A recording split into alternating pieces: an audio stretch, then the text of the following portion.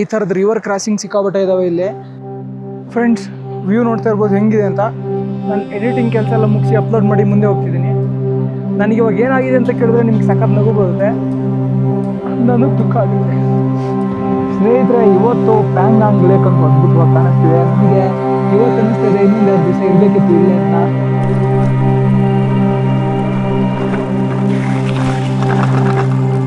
ಸ್ನೇಹಿತರೆ, ಲೆಫ್ಟಲ್ಲಿ ನೋಡ್ತಿದ್ದೀರಲ್ವಾ, ಅಲ್ಲಿಂದ ಮುಂದಕ್ಕೆ ಹೋದ್ರೆ ನಮ್ಗೆ ಟಿಬೆಟ್ ಸಿಗುತ್ತೆ.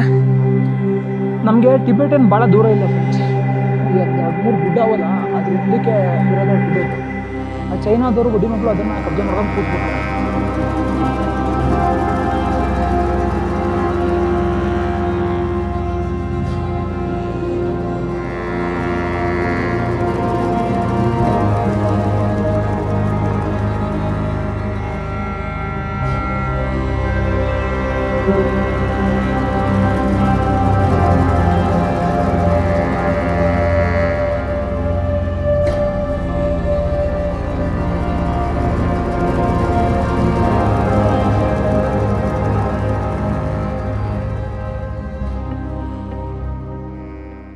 ಎಲ್ರಿಗೂ ಶರಣು. ನಾನು ನಿಮ್ಮ ಸುದರ್ಶನ್ ಸಂಚಾರಿ. ನಾನು ಇವಾಗ ಭಾರತದ ದಕ್ಷಿಣ ತುದಿಯಿಂದ ಆಫ್ರಿಕಾ ಖಂಡದ ದಕ್ಷಿಣ ತುದಿವರೆಗೆ ಸೈಕಲಲ್ಲಿ ಪ್ರಯಾಣ ಮಾಡ್ತಿದ್ದೀನಿ. ನನ್ನ ಎಡಗಡೆಗೆ ನೀವೇನು ನೋಡ್ತಿದ್ದೀರಾ ಅದು ಪ್ಯಾಂಗಾಂಗ್ ಲೇಕ್. ಇಲ್ಲೊಂದು ರಿವರ್ ಕ್ರಾಸಿಂಗ್ ಇದೆ. ನಿನ್ನೆ ವಿಡಿಯೋದಲ್ಲಿ ನಾವು ಪ್ಯಾಂಗಾಂಗ್ ಲೇಕ್ನ ವಿಶೇಷತೆ, ಪ್ಯಾಂಗಾಂಗ್ ಲೇಕಲ್ಲಿ ಏನೇನಿರುತ್ತೆ, ಅದು 50 ರೂಪಾಯಿ ಕೊಟ್ಟು ಫೋಟೋ ತಗೊಳ್ಳೋದೆಲ್ಲ ನೋಡಿದ್ವಿ. ಇವತ್ತು ನಾವು ಹಾನ್ ಲೇಕ್ ಕಡೆಗೆ ನಮ್ಮ ಪ್ರಯಾಣವನ್ನು ಮುಂದುವರಿಸ್ತಾ ಇದ್ದೀವಿ. ನಾನು ಹಾಗೆ ಮುಂದೆ ಹೊಡ್ಕೊಂಡು ಬರ್ತಾ ಇದ್ರೆ ಈ ಥರದ ರಿವರ್ ಕ್ರಾಸಿಂಗ್ ಸಿಕ್ಕಾಪಟ್ಟೆ ಇದ್ದಾವೆ ಇಲ್ಲಿ. ನೋಡಿದ್ರೆ ಇಲ್ಲಿ ಜಾಸ್ತಿ ನೀರು ಹರಿತಾ ಇದೆ. ಇನ್ನೊಂದೇನೆಂದರೆ, ಸದ್ಯಕ್ಕೆ ಈ ರೋಡಲ್ಲಿ ತುಂಬ ಕಡಿಮೆ ಜನ ಓಡಾಡ್ತಿದ್ದಾರೆ. ಅಲ್ಲಿ ಇನ್ನೊಂದು ಕಾರ್ ಬರ್ತಿದೆ. ಫಸ್ಟ್ ನಾವು ಇದನ್ನು ರಿವರ್ ಕ್ರಾಸಿಂಗ್ನ ಕ್ರಾಸ್ ಮಾಡೋಣ. ವಾಹ್, ಕಾಲೆಲ್ಲ ನೆಂದೋಯ್ತು. ಇಲ್ಲೇನಂದರೆ, ಹಿಮಾಲಯದಲ್ಲಿ ನೀವು ಕೈ ಕಾಲುಗಳನ್ನ ಜಾಸ್ತಿ ನೆನೆಸ್ಕೋಬೇಡಿ. ಜಾಸ್ತಿ ನೆನೆಸ್ಕೊಂಡ್ರೆ ಅದು ನಿಮಗೆ ಆಪತ್ತು. ನನಗೊಂದು ಪ್ರಾಬ್ಲಮ್ ಬೆಳಗ್ಗೆಯಿಂದ ಸಖತ್ ಫೇಸ್ ಮಾಡ್ತಿದ್ದೀನಿ. ಅದೇನೆಂದರೆ, ನೀವೇನು ಒಳಗಡೆ ಹಾಕ್ಕೊಂಡಿರೋದು ಜಾಕೆಟ್ ಇದೆಯಲ್ಲ, ಅದು ನೇಪಾಳಿ ಸ್ಟೈಲ್ ಡ್ರೆಸ್ಸು. ಅದನ್ನು ಹಾಕ್ಕೊಂಡು ಸ್ವಲ್ಪ ವೈಬ್ ಮಾಡೋಣ ಅಂತ ಅಂದ್ಕೊಂಡೆ. ಅದ್ರ ಮೇಲೆ ಈ ಜಾಕೆಟ್ ಚೆನ್ನಾಗಿರೋಲ್ಲ, ಚೆನ್ನಾಗಿ ಕಾಣಲ್ಲ. ಜಾಕೆಟ್ ಹಾಕ್ಕೊಳ್ಳೋ ಪರಿಸ್ಥಿತಿ ಏನಕ್ಕೆ ಬಂದಿದೆ ಅಂತಂದರೆ, ಶೀತ ಆಗುತ್ತೆ. ಸ್ವಲ್ಪ ಹೊತ್ತು ಜಾಕೆಟ್ ಹಾಕ್ಕೊಂಡಿದ ತಕ್ಷಣ ಬಿಸಿಲು ಬಂದುಬಿಡುತ್ತೆ. ಸಾಕಾಗೋಯ್ತು. ನಾವಿನ್ನೂ ಮಧ್ಯಾಹ್ನದ ಊಟ ಮಾಡಿಲ್ಲ. ಬೆಳಗ್ಗೆ ತಿಂಡಿನ ಮಾತ್ರ ಮಾಡಿರೋದು. ಸಮಯ ಆವಾಗಲೇ ಒಂದು 11 ಗಂಟೆ 12 ಗಂಟೆ ಆಗಿರ್ಬೋದು. ಮುಂದೆ ಹೋಗೋಣ, ಅಲ್ಲೊಂದು ಊರಿದೆ, ಅಲ್ಲಿ ಹೋಗ್ಬಿಟ್ಟು ಊಟ ಮಾಡೋಣ. ಪ್ರಸ್ತುತ ನಾನು ಮಾಣ್ ವಿಲೇಜಲ್ಲಿದ್ದೀನಿ. ಇಲ್ಲಿ ನೋಡ್ತಾ ಇರ್ಬೋದು ಬೋರ್ಡ್ ಹಾಕೋರೆ. ವ್ಯೂ ಮಾತ್ರ ಇಲ್ಲಿಂದ ಮಸ್ತಾಗಿದೆ. ಲೆಫ್ಟಲ್ಲಿ ನೋಡಿದ್ರೆ ಫುಲ್ಲು ಯೆಲ್ಲೋ ಕಲರ್ ಹೂಗಳು, ಅದ್ರ ಹಿಂದ್ಗಡೆ ಬ್ರೌನ್ ಕಲರ್ ಮೌಂಟೇನು, ಅದ್ರ ಮೇಲ್ಗಡೆ ಐಸು, ಬಲ್ಗಡೆ ನೋಡಿದ್ರೆ full transparent blue water.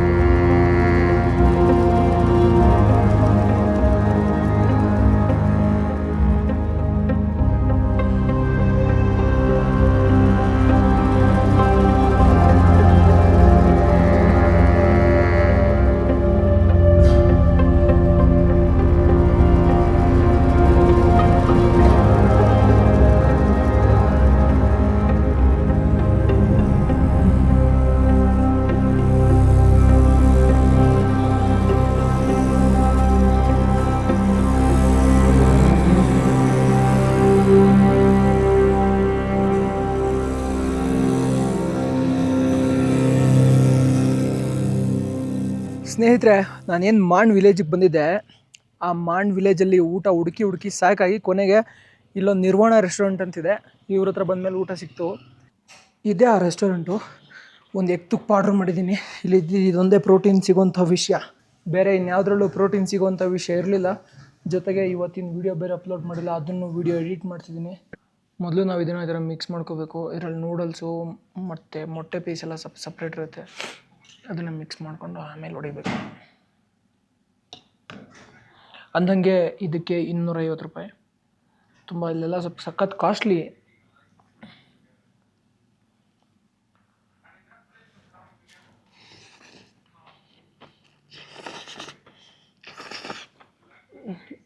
And I really like ತುಪ್ಪ,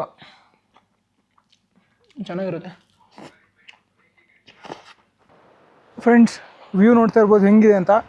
ನಾನು ಎಡಿಟಿಂಗ್ ಕೆಲಸ ಎಲ್ಲ ಮುಗಿಸಿ ಅಪ್ಲೋಡ್ ಮಾಡಿ ಮುಂದೆ ಹೋಗ್ತಿದ್ದೀನಿ. ನನಗೆ ಇವಾಗ ಏನಾಗಿದೆ ಅಂತ ಕೇಳಿದ್ರೆ ನಿಮಗೆ ಸಖತ್ ನಗು ಬರುತ್ತೆ, ನನಗೆ ದುಃಖ ಆಗುತ್ತೆ. ಏನು ಮಾಡೋದು? ನಾನು ಯೂಶ್ವಲಿ ಏನು ಮಾಡ್ತೀನಿ ಅಂದರೆ, ನನ್ನ ಜಾಕೆಟ್ನ ಇಲ್ಲಿ ಹಾಕ್ಬಿಟ್ಟು 2 ಕಡೆಗೆ ಲಾಕ್ ಮಾಡ್ತೀನಿ. ಜೋರಾಗಿ ಗಾಳಿ ಬರ್ತಿರುವಾಗ ಹಾರ್ಕೊಂಡು ಹೋಗ್ಬಿಟ್ಟಿದೆ ಗೈಸ್, ನಾನು ನೋಡ್ಕೊಂಡೇ ಇಲ್ಲ. ಸುಮ್ಮನೆ ಸೈಕಲ್ ಹೊಡ್ಕೊಂಡು ಬಂದಿದ್ದೀನಿ. ಇವಾಗ ಚಳಿ ಆಗ್ತಿದೆ ಅಂತ ನೋಡ್ತೀನಿ, ಜಾಕೆಟ್ ಇಲ್ಲ. ಬರೀ ಕಳ್ಕೊಳ್ಳೋದೇ ಆಯಿತು ನಂದು. ಈ ಟ್ರಿಪ್ಪಲ್ಲಿ 2ನೇ ವಸ್ತು ನಾನು ಕಳ್ಕೊಂಡಿದ್ದು. ಇವಾಗ ಎಲ್ಲನೂ ಎಕ್ಸ್ಪೆನ್ಸಿವ್. ಆ ಜಾಕೆಟು 3,000 4,000 ಇರಬೇಕು. I lost it. ಏನೂ ಮಾಡೋಂಗಿಲ್ಲ, ಲೆಟ್ಸ್ ಮೂವ್ ಫಾರ್ವರ್ಡ್. ಮುಂದೆ ಎಲ್ಲರೂ ಸಿಕ್ಕರೆ ತಗೋತೀನಿ. ಗಾಯ್ಸ್, ಲಿಟ್ರಲಿ ಹಿಂದ್ಗಡೆ ಮಳೆ ಬೆನ್ನತ್ತಿದೆ, ವ್ಯೂ ಮಸ್ತಿದೆ, ಮುಂದಕ್ಕೆ ಹೋಗಕ್ಕೆ ಮನಸ್ಸಿಲ್ಲ, ಸಖತ್ ಚಳಿ ಆಗ್ತಿದೆ. ಆದ್ರೂ ಸೈಕಲ್ ಹೊಡಿತಾ ಇದ್ದೀನಿ. ಈ ಥರದ ಚಿಕ್ಕ ಪುಟ್ಟ ಅಡಚಣೆಗಳು ಬರ್ತಾನೆ ಇರುತ್ತೆ. ಯಾವಾಗಲೂ ಕೇಳ್ತೀರಾ ದಾರಿಲಿ ಹೋಗ್ಬೇಕಾದ್ರೆ ಇನ್ನೂ ಪ್ರಾಬ್ಲಮ್ ಆಗಲ್ವಾ ಅಂತ. ಸಿಕ್ಕಾಪಟ್ಟೆ ಪ್ರಾಬ್ಲಮ್ಸ್ ಆಗುತ್ತೆ. ನಾನು ಕೆಲವೊಂದನ್ನು ಹೇಳ್ಕೊತಾ ಇರೋದ್ರಿಂದ ಕೆಲವೊಂದನ್ನು ಹೇಳ್ಕೊತಾ ಇದ್ದೆ, ಬಟ್ ನೌವೇಡೇಸ್ ಎಲ್ಲನೂ ಹೇಳ್ತಾ ಇದ್ದೀನಿ. Road is not bad but also not good. ನೋಡೋಣ, ಯಾವುದಾದ್ರು ಹಳ್ಳಿಗೆ ಹೋಗಿ ಸ್ಟೇ ಮಾಡೋಣ. ಸ್ನೇಹಿತರೆ, ನಿಮಗೆ ಇದೊಂದು ಹಳ್ಳಿ ಕಾಣಿಸ್ತಿದೆಯಲ್ವಾ, ಈ ಊರ ಹೆಸರು ಮೆರಕ್ ಅಂತ. ಮೆರಕ್ಗೆ ಬಂದಿದ್ದೀವಿ. ಸಖತ್ ಚಳಿ ಆಗ್ತಿದೆ ನನಗೆ. ಆ ಚಳಿನಲ್ಲೇ ನಜ್ಜಿ ಇಟ್ಟು ಬಾರಿಸ್ತಾ ಇದ್ದೀನಿ ಅಂದ್ಕೊಳ್ಳಿ. ಈಗೀಗ ಎಲ್ಲ ಊರಿಗೂ ಈ ಥರದೊಂದು ಆರ್ಚ್ನ ಕಟ್ತವ್ರೆ. ಮುಂದೆ ನೀವು ಒಂದು ಆರ್ಚ್ ನೋಡ್ತಿದ್ದೀರಲ್ಲ, ಇದೇ ಥರದ ಆರ್ಚು ಎಲ್ಲ ಊರಿಗೂ ಕಟ್ತವ್ರೆ. ಆರ್ಚ್ ಕಟ್ತಿರೋದಕ್ಕೆ ರೋಡ್ನ ಡಿವಿಯೇಷನ್ ಮಾಡೋರೆ. ಇದರಲ್ಲೇ ಹೊಡೆಯೋಣ ರೀ.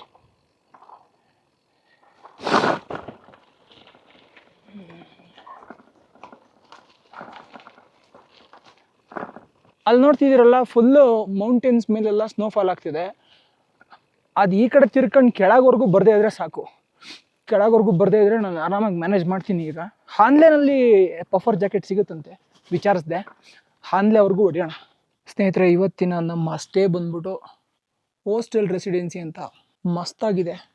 ಇದನ್ನು ಜಸ್ಟ್ ಹೊಸದಂದರೆ ಹೊಸದು, ಫುಲ್ ಹೊಸದಾಯ್ತು ಆ ಪ್ರಾಪರ್ಟಿ.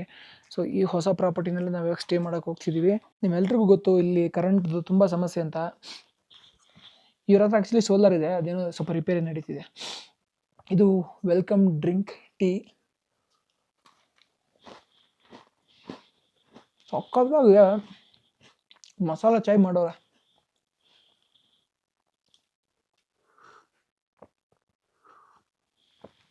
ಇವಾಗ ನಾವು ಈ ಪ್ರಾಪರ್ಟಿನಲ್ಲಿ ಊಟ ಮಾಡೋದಕ್ಕೆ ಬಂದಿದ್ದೀವಿ. ಆ್ಯಕ್ಚುಲಿ ಇಲ್ಲಿ ನಮಗೋಸ್ಕರ ದಾಲ್ ಮತ್ತು ಮೊಟ್ಟೆ, ಇದು ಹೂಕೋಸ್ದು ಪಲ್ಯ, ಚಪಾತಿ ಎಲ್ಲ ಮಾಡೋರೆ.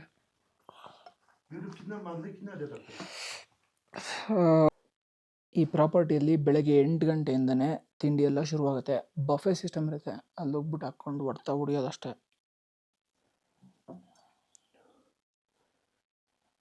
ಪರಾಟ ಜೊತೆಗೆ ಮೊಸರು ಸಖತ್ತಾಗಿದೆ. ಆಲೂ ಪರೋಟ ಮಾಡೋರೆ, ಅದ್ಭುತವಾಗಿದೆ. ನನಗೆ ಸ್ವಲ್ಪ ನೆಗಡಿ ಜಾಸ್ತಿ ಆಗಿದೆ. ಇವಾಗ ನಮ್ಮ ಪ್ರಯಾಣವನ್ನು ಇಲ್ಲಿಂದ ಮುಂದುವರಿಸಿದ್ದೀವಿ. ಇವತ್ತು ಸ್ವಲ್ಪ ವೆದರ್ ಕ್ಲಿಯರ್ ಇದೆ, ಬಟ್ ಆ ಕಡೆ ಮಳೆ ಬರ್ತಿದೆ, ಇಲ್ಲೆಲ್ಲ ಸ್ನೋ ಬೀಳ್ತಿದೆ. ಸ್ನೇಹಿತರೆ, ಇವತ್ತು ಪ್ಯಾಂಗಾಂಗ್ ಲೇಕ್ ಅಂತೂ ಅದ್ಭುತವಾಗಿ ಕಾಣಿಸ್ತಿದೆ. ನನಗೆ ಇವತ್ತು ಅನ್ನಿಸ್ತಾ ಇದೆ ಇನ್ನೊಂದು 2 ದಿವಸ ಇರಬೇಕಿತ್ತು ಇಲ್ಲೇ ಅಂತ. ಈ ರಸ್ತೆಯಲ್ಲಿ ನಾನು ಒಬ್ಬನೇ ಇದ್ದೀನಿ. ಮೆರಕ್ಕಿಂದ ಮುಂದೆ ನೋಡ್ತಾ ಇರ್ಬೋದು, ಇದು ಹಿಂದ್ಗಡೆ ಹೋದರೆ ಮೆರಕ್, ಮುಂದ್ಗಡೆ ಹೋದರೆ ಇನ್ನೊಂದು ಊರು ಬರುತ್ತೆ. ಚಿಕ್ಕ ಚಿಕ್ಕ ಹಳ್ಳಿಗಳಿದ್ದಾವೆ. ಅಲ್ಲಿ ತುಂಬ ಹೋಮ್ ಸ್ಟೇಗಳನ್ನ ಮಾಡಿಕೊಂಡು ಜನ ತಮ್ಮ ಜೀವನೋಪಾಯವನ್ನು ಕಟ್ಕೊಂಡಿದ್ದಾರೆ. ಕಾಂಗ್ಜು ಕಾಂಗ್ರಿ ವ್ಯೂ ಪಾಯಿಂಟ್, ಕಾಕ್ಸೆಟ್. ಇದೇ ನಮಗೆ ಲಾಸ್ಟ್ ವ್ಯೂ. ನನಗೆ ಲಾಸ್ಟ್ ವ್ಯೂ ಅದ್ಭುತವಾಗಿದೆ. ಸೀರಿಯಸ್ಲಿ ಇವತ್ತು ಕಾಣೋವಂಥ ವ್ಯೂ ಇದಕ್ಕಿಂತ ಹಿಂದೆ 2 ದಿನ ಏನಿತ್ತಲ್ಲ ಅದಕ್ಕಿಂತ ಚೆನ್ನಾಗಿದೆ. ಬನ್ನಿ ಹೋಗೋಣ. ಇದೇ ವ್ಯೂನ ನೋಡಬೇಕು ಅಂತ ನಾನು ತುಂಬ ಒಂದು 2-3 ದಿನದಿಂದ ಅನ್ಕೋತಾ ಇದ್ದೆ.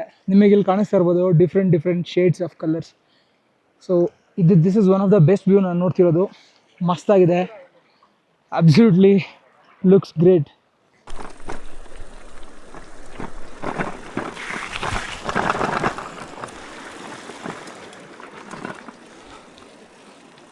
ಸ್ನೇಹಿತರೆ, ಲೆಫ್ಟಲ್ಲಿ ನೋಡ್ತಿದ್ದೀರಲ್ವಾ, ಅಲ್ಲಿಂದ ಮುಂದಕ್ಕೆ ಹೋದರೆ ನಮಗೆ ಟಿಬೆಟ್ ಸಿಗುತ್ತೆ. ಇಲ್ಲಿ ನೋಡಿ, ನಾನು ಇವಾಗ ಹಾನ್ಲೆ ಕಡೆ ಹೋಗ್ತಿದ್ದೀನಿ.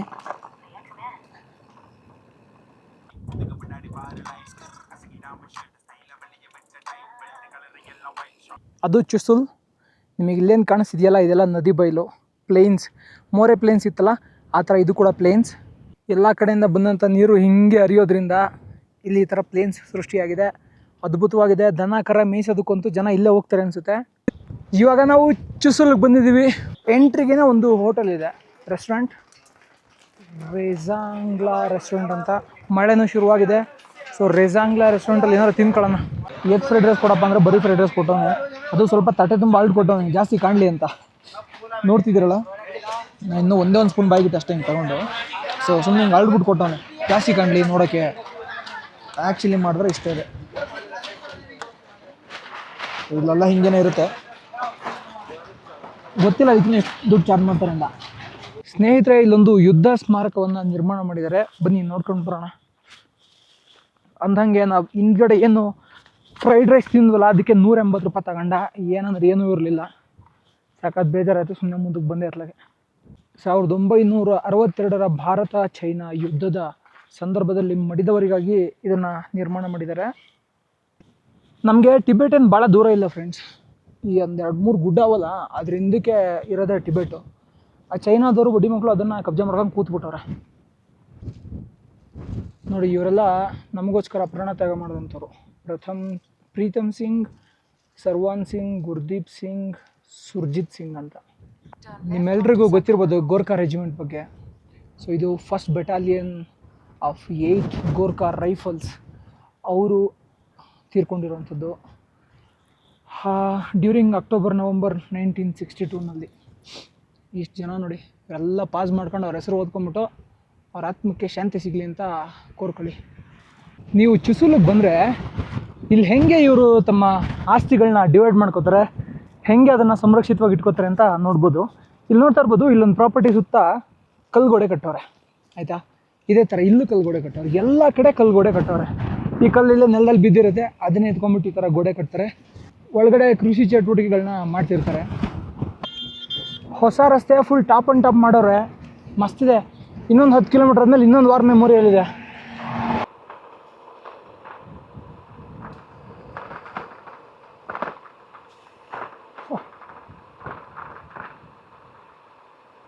ಸ್ನೇಹಿತರೆ, ಇದೆ ರೆಜಾಂಗ್ಲಾ ವಾರ್ ಮೆಮೋರಿಯಲ್. ಅಲ್ಲಿ ನೋಡಿ, ಮಳೆ ಅಕ್ಕಂಗೆ ಕುಟ್ತಾ ಇದೆ. ಅದು ಇಲ್ಲಿಗೂ ಬರುತ್ತೆ ಇವಾಗ. ಅರ್ಜೆಂಟಾಗಿ ನಾನು ಎಲ್ಲರೂ ಒಂದು ಶೆಲ್ಟರ್ ತೊಗೋಬೇಕು. ನಾವೀಗ ರೆಜಾಂಗ್ಲಾ ವಾರ್ ಮೆಮೋರಿಯಲಲ್ಲಿ ಇದ್ದೀವಿ. ಈ ರೆಜಾಂಗ್ಲಾ ವಾರ್ ಮೆಮೋರಿಯಲ್ ಏನಿದೆ, ಅಲ್ಲೇನು ಬೆಟ್ಟಗಳು ಕಾಣಿಸ್ತಿದೆಯಲ್ಲ, ಅಲ್ಲಿಂದ ಆಚೆಗೆ ಚೈನಾ ಇದೆ. ಅವರು ಟಿಬೆಟ್ನ ಕಬ್ಜಾ ಮಾಡ್ಕೊಂಡು ಅಲ್ಲೆಲ್ಲ ಕೂತವ್ರೆ. ಸೊ ಅಲ್ಲೇ ಮೇಲ್ಗಡೆ ಯುದ್ಧ ಆಗಿದ್ದು. ದೆನ್ ಇವಾಗೇನಾದರೂ ಜಗಳ ನಡೆದ್ರೆ ಆ ಕಾರ್ನರಲ್ಲಿ ಇಬ್ಬರು ಮೀಟ್ ಮಾಡಿ ಮಾತಾಡ್ತಾರೆ. ಐ ಮೀನ್ ಅಲ್ಲಿ ನಿಮಗೆ ಕಾಣಿಸಲ್ಲ, ಈ ಕ್ಯಾಮ್ರಾದಲ್ಲಿ ಝೂಮ್ ಮಾಡಿದ್ರು ಕಾಣಲ್ಲ. ಅಲ್ಲಿ ಎಸ್ಟಾಬ್ಲಿಷ್ಮೆಂಟ್ ಇದೆ 2 ಕಡೆದು. ಸೊ 2 ಕಡೆಯವ್ರು ಬಂದು ಕೂತಲ್ಲಿ ಮಾತಾಡ್ತಾರೆ ಏನಾದ್ರು ಪ್ರಾಬ್ಲಮ್ಸ್ ಇದ್ದರೆ. 114 ಜನದ ಸಮಾಧಿ ಇದು. ಯಾಕಂತಂದರೆ ಅವ್ರದ್ದು ಬಾಡಿಗಳನ್ನೆಲ್ಲ ರೆಕಗ್ನೈಸ್ ಮಾಡೋಕ್ಕಾಗಿರಲ್ಲ. ಯುದ್ಧ ಆಗಿ 3 ತಿಂಗಳಾದಮೇಲೆ ಬಾಡಿ ರಿಕವರಿ ಮಾಡ್ಕೊಂಡಿರ್ತಾರೆ. ಯುದ್ಧ ನಡೆದಾದ್ಮೇಲೆ ಫುಲ್ ಸ್ನೋಫಾಲ್ ಆಗಿಬಿಟ್ಟಿರುತ್ತೆ, ಬಾಡಿ ರಿಕವರಿ ಮಾಡ್ಕೊಳಕ್ಕಾಗಿರಲ್ಲ. 3 ತಿಂಗಳಾದ್ಮೇಲೆ ರಿಕವರಿ ಮಾಡಿಕೊಂಡು ಏನು ಹೆಡ್ ಇದ್ರು, ಕರ್ನಲ್ಲು, ಕಂಪ್ನಿ ಹೆಡ್ ಏನಿದ್ರು ಅವ್ರದ್ದು ಮಾತ್ರ ಮನೆ ಕಳಿಸ್ತಾರೆ. ಮಿಕ್ದವ್ರದ್ದು ಎಲ್ಲರದ್ದು ಬಾಡಿನ ಇಲ್ಲೇ ಅಂತ್ಯಕ್ರಿಯೆನ ಮುಗಿಸ್ತಾರೆ. ನಾವು ಒಳಗಡೆ ಹೋಗ್ಬಿಟ್ಟು ಫೋಟೋ ವಿಡಿಯೋ ಎಲ್ಲ ತೆಗಿಯೋಕ್ಕಾಗಲ್ಲ. ಇಲ್ಲೊಂದು ಗ್ಯಾಲರಿ ಇದೆ, ಇಲ್ಲೊಂದು ಗ್ಯಾಲರಿ ಇದೆ. ಸೊ 2 ಗ್ಯಾಲರಿನಲ್ಲಿ ಬಂದರೆ ಯೂಶ್ವಲಿ ಇಲ್ಲಿರೋಂಥ ಏನು ಆಫೀಸರ್ಸ್ ಇರ್ತಾರೆ, ಅವರು ನಿಮಗೆ ಎಕ್ಸ್ಪ್ಲೇನ್ ಮಾಡ್ತಾರೆ. ನೀವು ಇಲ್ಲಿಗೆ ಬರಬೇಕು. ನಾನು ಅಲ್ಲಿ ಒಳಗಡೆ ವೀಡಿಯೋ ಮಾಡೋಕ್ಕಾಗಲ್ಲ. ಇಲ್ಲೊಂದು ಕೆಫೆ ಇದೆ, ಅಲ್ಲಿ ಊಟ ಎಲ್ಲ ಸಿಗುತ್ತೆ, ಕಾಫಿ ಟೀ ಸಿಗುತ್ತೆ. 20 ರೂಪಾಯಿ ಒಂದು ಟೀ, ಎಲ್ಲ ಫುಲ್ ಕಡಿಮೆ ರೇಟ್ ಇರುತ್ತೆ. ನಮ್ಮ ಪ್ರಯಾಣವನ್ನು ಇಲ್ಲಿಂದ ಮುಂದುವರಿಸ್ತಿದ್ದೀವಿ. ಇನ್ನೊಂದು 50 ಕಿಲೋಮೀಟ್ರ್ ಹೋಗ್ಬೇಕು ನಾನು. 50 ಕಿಲೋಮೀಟ್ರ್ ಹೋದರೆ ನನಗೊಂದು ಉಳ್ಕೊಳ್ಳೋಕೆ ಜಾಗ ಸಿಗುತ್ತೆ. ಅದಕ್ಕಿಂತ ಮುಂಚೆ ಉಳ್ಕೊಳ್ಳೋಕೆ ಏನೂ ಜಾಗ ಇಲ್ಲ. ಸೊ ಹಂಗಾಗಿ ಇವತ್ತು ವೀಡಿಯೋ ಹಾಕ್ತಿಲ್ಲ ನಾನು. ನಾಳೆ ವಿಡಿಯೋ ಅಪ್ಲೋಡ್ ಮಾಡಿದಾಗ ಗೊತ್ತಾಗುತ್ತೆ ನಿಮಗೆ ಇವತ್ತು ಹಾಕಿಲ್ಲ ನಾನು ಅಂತ. ಸಾಧ್ಯ ಆದರೆ ಸಂಜೆ ಲೈವ್ ಹೋಗ್ತೀನಿ ಅಷ್ಟೇ. ಸ್ನೇಹಿತರೆ, ಮಳೆ ಶುರುವಾಗಿದೆ. ನೋಡಿದ್ರೆ ಸುತ್ತ ಬಂಕರ್ಸ್ ಇದ್ದಾವೆ, ಮಿಲಿಟ್ರಿ ಬಂಕರ್ಸು. ಎಲ್ಲೂ ಹೋಗೋಕ್ಕಾಗಲ್ಲ, ಇಲ್ಲೆಲ್ಲೂ ಟೆಂಟ್ ಹಾಕೋಕ್ಕೂ ಆಗೋಲ್ಲ. ಫುಲ್ಲು ದಿಬ್ಬ ಇದೆ. ಈ ದಿಬ್ಬ ಹಚ್ಚಿದ ಮೇಲೆ ಡೌನ್ ಸಿಗ್ಬೋದು. ಅದಕ್ಕೆ ನಾನು ಹೊಡಿತಿದ್ದೀನಿ, ಹೆಂಗಾಗುತ್ತೆ ಹಂಗಾಗಲಿ ಅಂತ. ಬಟ್ ಸಾಕಾದ ಮಳೆ ಬರ್ತಿದೆ. ಮಳೆ ಬರ್ತಿರೋದ್ರಿಂದ ಇಲ್ಲಿ ನಿಲ್ಲಿಸಿದ್ದೀನಿ. ಇಲ್ಲೊಂದು ಮಿಲಿಟ್ರಿ ಅವ್ರು ರನ್ ಮಾಡ್ತಿರೋ ಕ್ಯಾಂಟೀನ್ ಇದೆ, ಅದೊಂದು ಪಿಜ್ಜಾ ಆರ್ಡ್ರ್ ಮಾಡಿದ್ದೀನಿ. ಪಿಜ್ಜಾ ಬಂದಿದ ತಕ್ಷಣ ತಿನ್ಕೊಂಡು ಮುಂದಕ್ಕೆ ಹೋಗೋಣ. ಸ್ನೇಹಿತರೆ, ನೀವು ಇಲ್ಲೇನು ನೋಡ್ತಿದ್ದೀರಾ, ಇದೇ ಪಿಜ್ಜಾ, ವೆಜ್ ಪಿಜ್ಜಾ. ಇದು 300 ರೂಪಾಯಿ ತಗೊಂಡವ್ರು ಮರ್ಯ. ಚೆನ್ನಾಗಿದ್ರೆ ಸಾಕು, ಹೊಟ್ಟೆಸ್ಬಿಟ್ಟೈತಿ. ಜಾಸ್ತಿ ಚೀಸ್ ಹಾಕೋರೆ. ಹೋ,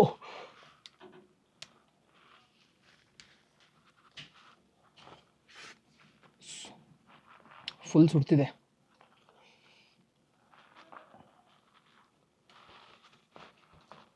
ಸ್ನೇಹಿತರೆ, ಪಿಜ್ಜಾ ತಿನ್ಕೊಂಡು ಮುಂದಕ್ಕೆ ಹೋಗ್ತಿದ್ದೀನಿ. ರಸ್ತೆ ನೋಡಿ ಹಿಂಗಿದೆ. Not super good, not at all bad. ಹೊಡಿಬೋದು. ನೆಗಡಿ ಆಗ್ಬಿಟ್ಟಿದೆಯಪ್ಪ. ಅಯ್ಯೋ, ಫಸ್ಟು ಅರ್ಜೆಂಟಾಗಿ ಜಾಕೆಟ್ ತೊಗೋಬೇಕು ನಾನು. ಜಾಕೆಟ್ ತೊಗೊಂಡಿಲ್ಲ ಅಂದರೆ ಸಖತ್ ಚಳಿ ಆಗುತ್ತೆ. ಚಳಿಗೆ ಜಾಸ್ತಿ ನೆಗಡಿ ಆಗುತ್ತೆ, ಜ್ವರ ಬಂದರೂ ಬರ್ಬೋದು. ಸಖತ್ ಚಳಿ ಆಗ್ತಿದೆ ಸ್ನೇಹಿತರೆ, ಸಖತ್ ಅಂದರೆ ಸಖತ್ ಚಳಿ ಆಗ್ತಿದೆ. ಜೋರಾಗಿ ಗಾಳಿನೂ ಬೀಸ್ತಿದೆ. ಆ ಚಳಿ ಹೊಡೆತನ ತಡ್ಕೊಳಕ್ಕಾಗ್ತಿಲ್ಲ. ಬೇಸಿಕಲಿ ಇವತ್ತಿನ ವೀಡಿಯೋನ ಇಲ್ಲಿಗೆ ಮುಗಿಸ್ತಾ ಇದ್ದೀನಿ. ಪ್ರಾಪರ್ಟಿ ಒಳಗೆ ಸ್ಟೇ ಮಾಡ್ತಿದ್ದೀನಿ.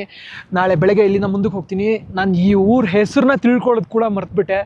ಅಷ್ಟು ಚಳಿ, ಕೈ ಕಿವಿ ತಡ್ಕೊಳಕ್ಕಾಗಲ್ಲ ಅಂದ್ಕೊಳ್ಳಿ, ಅಷ್ಟೊಂದು ಚಳಿ. So let's go inside. And video ಕೊನೆವರೆಗೊಂಡಿದ್ದಕ್ಕೆ ಎಲ್ರಿಗೂ ಥ್ಯಾಂಕ್ಸ್. ಎಲ್ರಿಗೂ ಒಳ್ಳೆಯದಾಗಲಿ. ಜೈ ಕರ್ನಾಟಕ. ಮತ್ತೆ